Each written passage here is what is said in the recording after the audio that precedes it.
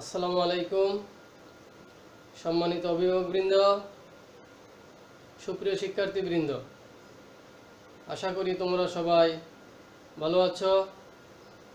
আজকে আমরা ফিনান্স ও ব্যাংকিং বিষয়ের তৃতীয় অধ্যায় সময়ের মূল্য পাঠের বিষয় নিয়ে আলোচনা করব ও একটি সমস্যা সমাধান করব এবং তোমরা সবাই খাতা কলম নিয়ে প্রস্তুত হও। আমার সাথে সাথে চেষ্টা করবে আজকের সমস্যার সমাধানটা যেন তোমরা উঠিয়ে নিতে পারো, আর নিলে আশা করি অনেকটা উপকার হবে। চলো আমরা বোর্ডে চলে যাই। প্রথমে আমরা সমস্যাটা করব। সিরাজের একটি চায়ের দোকান আছে। দোকানের সরঞ্জামাদির জন্যে তিনি 15% সুদে মহাজনের নিকট হতে 10,000 টাকা ঋণ নিলেন। 3 বছর পর ফেরত দিবেন। তো আমরা এখন সৃজনশীল সমস্যাগুলি দেখব। ভোক্তা ঋণ কি, তারপর EAR কি ব্যাখ্যা করো। যদি পরের প্রশ্ন, যদি মহাজনকে 3 বছর পর ফেরত দেওয়া হয় তবে কত টাকা দিতে হবে। তারপরে প্রশ্ন, মহাজন যদি মাসিক চক্রবৃদ্ধি হারে সুদ ধরে তবে কত টাকা ফেরত দিতে হবে। তো আশা করি তোমরা সবাই সমস্যাটা দেখেছো। এখন আমি মুছে ফেলবো, তারপরে আমরা সমাধান করব।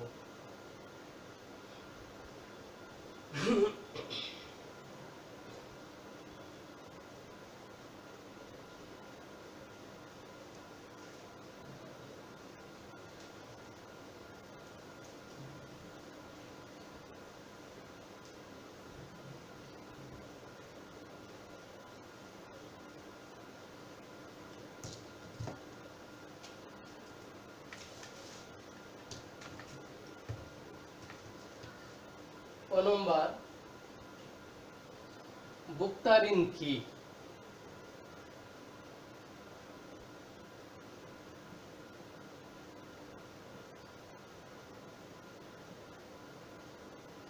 ব্যাংক থেকে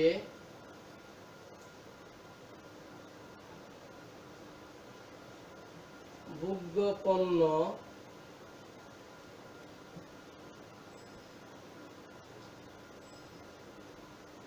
ক্রয় করার জন্য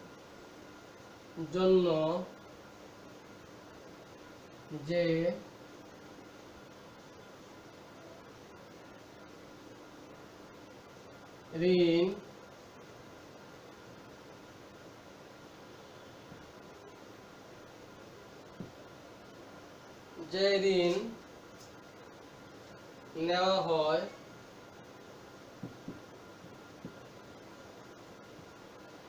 তাই ভোক্তা ঋণ।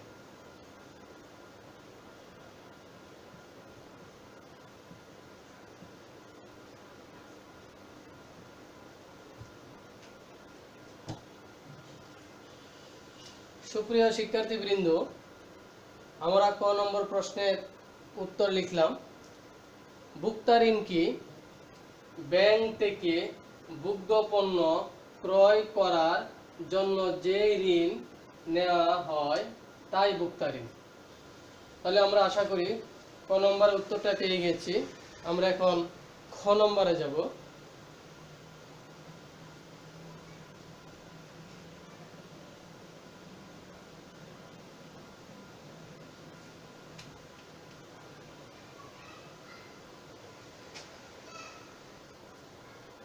খ নম্বর প্রশ্ন হলো EAR কি।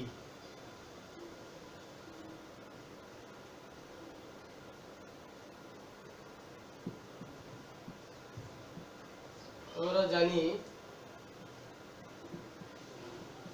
EAR সমান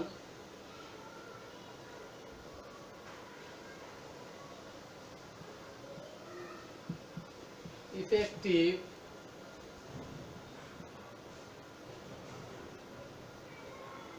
annual rate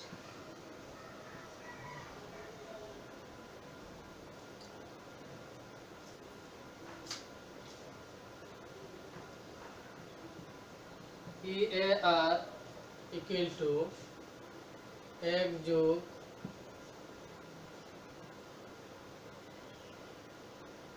I by m power m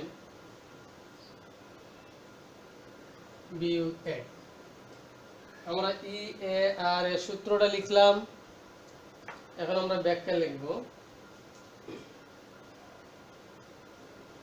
I equal to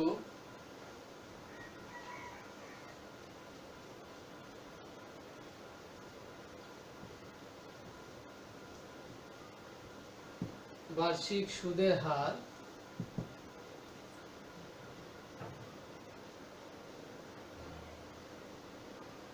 m equal to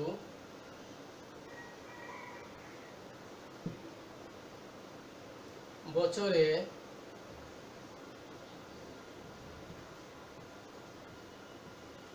চক্রবৃদ্ধির সংখ্যা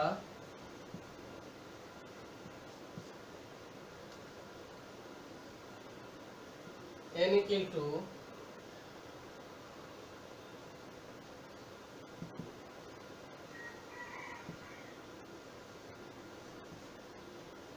বছরের সংখ্যা।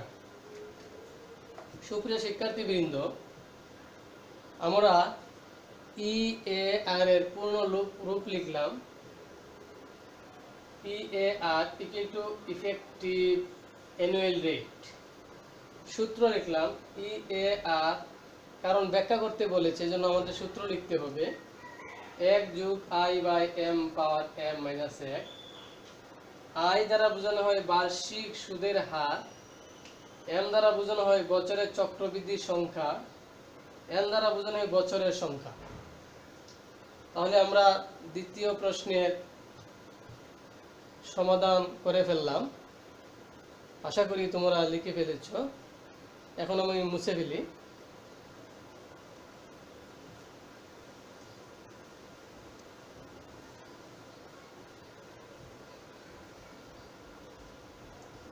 আমরা এখন গাণিতিক সমস্যা সমাধান করব। গ নম্বর, তোমরা প্রশ্নটা দেখে নেও কি বলেছিল। যদি মহাজনকে 3 বছর পর ফেরত দেওয়া হয় কত দিবে? তাহলে মহাজনকে 3 বছর পর যদি ফেরত দেওয়া হয় তাহলে কত দেওয়া হবে? আমাদেরকে ফিউচার ভ্যালু বাহির করার কথা বলছে, সরল সুদও বলা হয়েছে। তাহলে আমরা প্রথম সূত্র লিখব।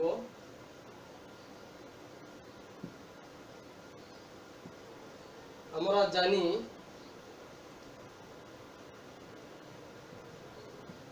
FB equal to PB into 1 যোগ I পাওয়ার n। আমরা প্রথমে সূত্রটা লিখলাম, এখন আমরা মান বসাবো।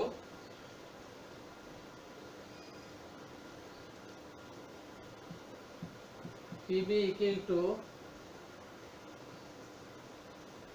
10,000 টাকা, I equal to 15%। আমাদেরকে পার্সেন্টেজ ভাঙতে হবে, এই জন্য আমাদের ক্যালকুলেটর লাগবে। 15/100 সমান 0.15। n দ্বারা বোঝায় বছরের সংখ্যা, 3 বছর। তাহলে আমরা মানগুলি বসালাম।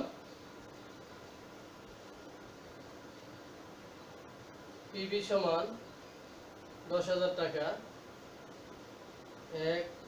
I এর মান 0.15, n এর পাওয়ার হলো 3।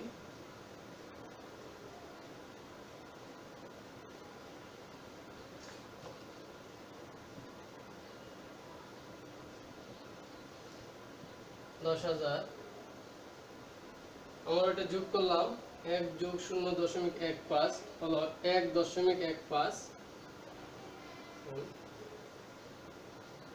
এখন আমরা পাওয়ার ভাঙবো। 1.15 পাওয়ার 3 ইকুয়াল টু 1.520875 পূরণ 10,000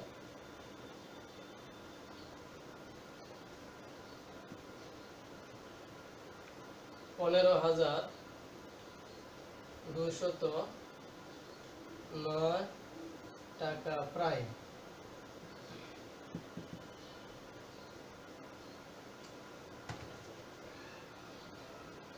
সুতরাং মহাজনকে 3 বছর পর 15,209 টাকা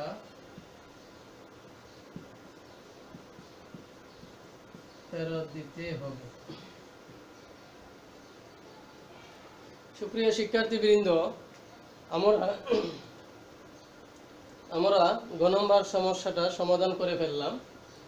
প্রথমে আমরা সূত্র লিখলাম FB সমান PB ইন্টু 1 যোগ I পাওয়ার n। আমরা পাশে মানগুলি বসালাম। প্রেজেন্ট ভ্যালু দেওয়া আছে 10,000 টাকা, সুদের হার দেওয়া আছে 15%, আমরা ভাঙলাম। n সমান 3 বছর,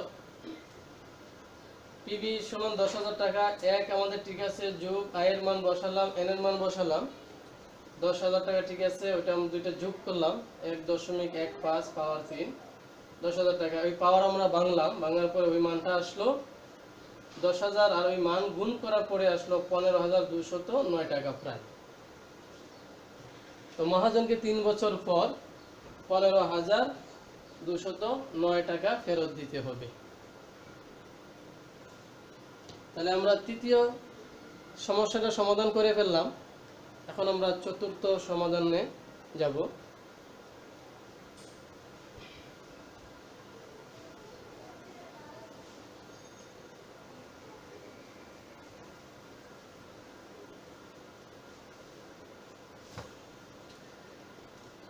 মহাজন যদি মাসিক চক্রবৃদ্ধি হারে সুদ ধরে তাহলে তাকে কত টাকা দিতে হবে? সুদ দুই ধরনের, একটা সরল, একটা চক্রবৃদ্ধি। চক্রবৃদ্ধি বলতে আমরা কি বুঝি? সুদের সুদ। পূর্ববর্তী বছরে আসল ও সুদের উপর পরবর্তী বছর যে সুদ ধার্য করা হয় তাকে চক্রবৃদ্ধির সুদ বলে।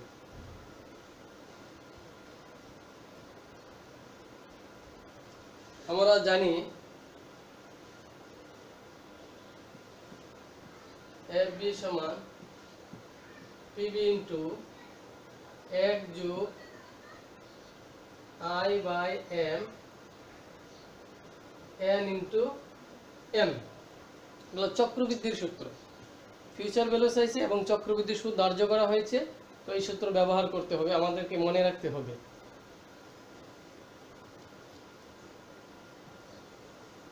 আমরা এখন পাশে মানগুলি বসাবো। PB সমান 10,000 টাকা,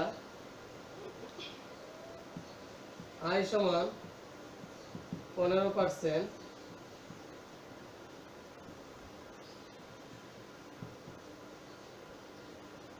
n সমান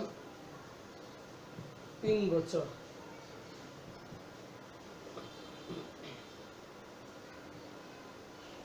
m সমান 12 বার। m সমান 12 বার কিভাবে? মাসিক চক্রবৃদ্ধি। প্রতি মাসে একবার যদি চক্রবৃদ্ধি সুদ গণনা করা হয় তাহলে 1 বছর সমান 12 মাস, তাহলে m এর মান হবে 12 বার। আমরা এখন মান বসাবো। প্রেজেন্ট ভ্যালু 10,000 টাকা, I এর মান 0.15, m এর মান 12,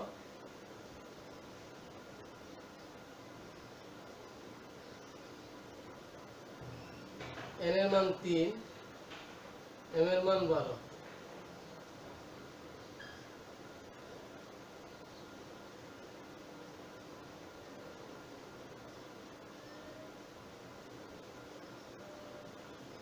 এক যোগ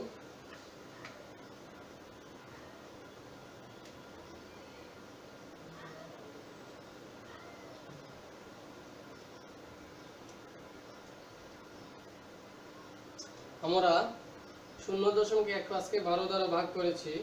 ভাগ করলে হয় 0.0125, 3 বারং 36, 10,000 টাকা। যোগ করলে হয় 1.0125 পাওয়ার 36।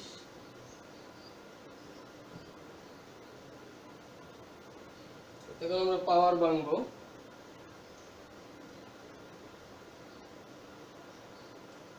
1.0125 পাওয়ার 36 সমান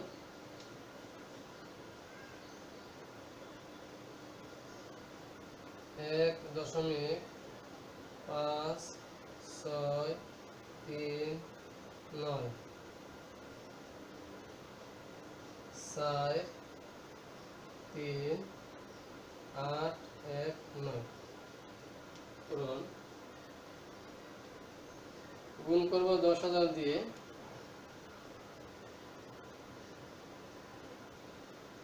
15,639 টাকা। 15,639 টাকা।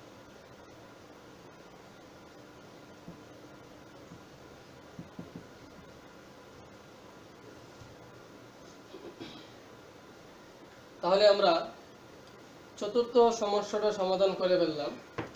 অর্থাৎ চক্রবৃদ্ধির ক্ষেত্রে কত টাকা আমাদেরকে ফেরত দিতে হবে। প্রথম সূত্র ব্যবহার করলাম, মানগুলি আমরা পাশে বসালাম। পিবি সমান প্রেজেন্ট ভ্যালু, আই সমান 15%, বাংলাম এন সমান 3 বছর, এম সমান 12 বছর, 12 বার। পিবি 10,000 টাকা বসালাম, 1 যোগ আই এর মান বসালাম, এম এর মান বসালাম 12, এন এর মান 3, এম এর মান 12। এখানে 10,000 ঠিক আছে। 1 যোগ 0.15 কে 12 দ্বারা ভাগ করলে 0.0125 হয়, 3 বারং 36। আমার 10,000 ঠিক আছে। এখানে যোগ করলাম 1.0125 পাওয়ার 36, 10,000 ঠিক আছে।